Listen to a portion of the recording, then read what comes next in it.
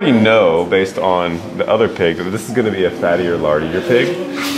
And depending on the breed or the age and the fat content, that can really kind of monkey up this whole process. It gets very complicated if you have to go through several inches of soft fat before you even get to the linea or the peritoneum. Then you've got your knife buried in stuff and you can't really see it that well. At that point, that's when like the trained butcher would put his hand behind the knife and unzip it. And that way he's pulling away and you can kind of cleanly do that with little risk. The reason I don't like to do that is because I actually take a certain amount of pleasure in this. I like watching the layers unfold. I like having a sharp knife that does the work for me, not pressure. I go down here, so I know the sternum's right here. And I also know the gravity is going to be a real bugger here in a minute if I'm not careful. So I actually go as far here as I need to until I get to that linea that Andy was talking about. You can actually hear it when I cut it.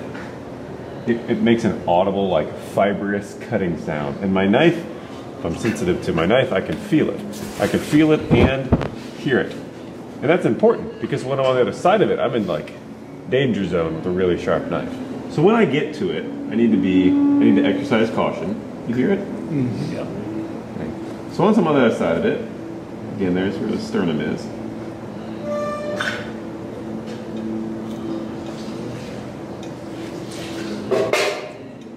I like to cut all the way through down here first and then go up.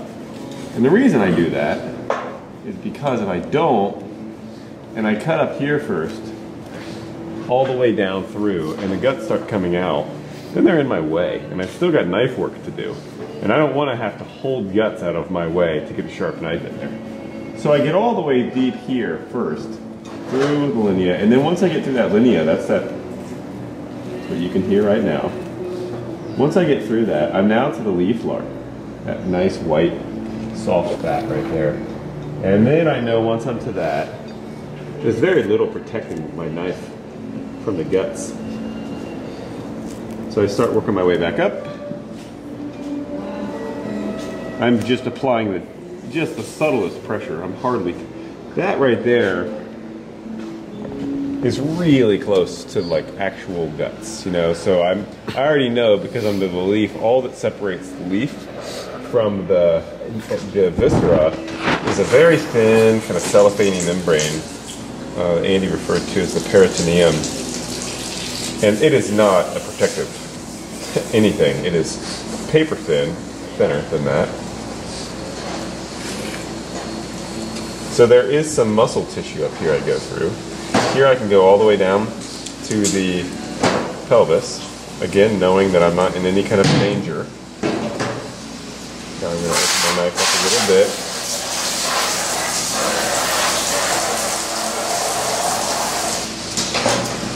Take down through the hams to a fuse in the pelvis right there. And then at this point, there's virtually nothing in between my knife edge and the guts. That's just me, just feather touching everything. And then, now I can go through with just my finger. I can put my knife away.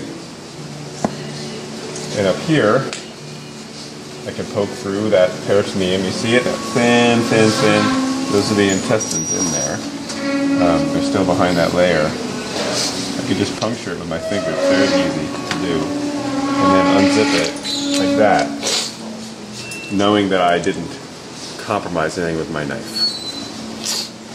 So once you do that, you could feel pretty good about your status of things. Even though that looks real dangerous, all those things are attached and connected to one another, so nothing's going to hit the ground. The next order of business is getting the bung out, the one that Andy was working on. I know this is like first grade level education or information, but it's still fascinating that mouth eats food and everything is connected all the way to right here. All of this is in one continuous track. And so to get it out from the mouth, I have to start here. Andy, of course, does me very well. just falls out. If you were to do this yourself, you would have to be working in there, trying to get the rest of the bung out. He's very thorough.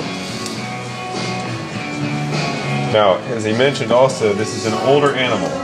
And an older animal needs tougher connective tissue. If this were a 6-month-old hog, I'd be able to just start pulling and tearing and everything would come right out. Because it's a 2-year-old hog, all that connective tissue is going to be much, much tougher. And I'm going to have to get my knife out, whether I like it or not. So before I do